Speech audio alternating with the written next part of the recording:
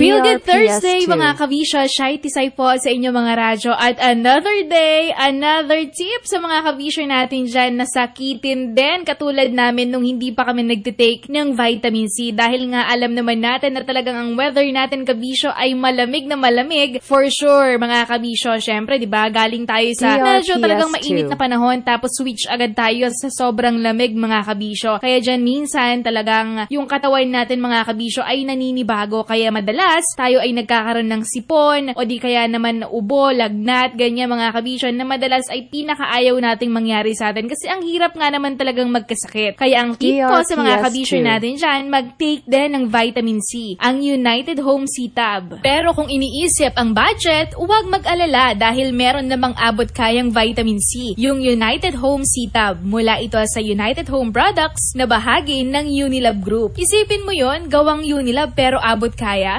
Kayang-kayang ipasok sa budget ang United Home C-Tab. Available in 1 bottle of 100 tablets na pwedeng inumin ng buong pamilya. Sulit, 'di ba? Kaya kapag hanap ay abot kayang vitamin C, laging tandaan ang United Home C-Tab. Basta C-Tab. Ascorbic acid is the generic name of United Home C-Tab. If symptoms persist, consult your doctor.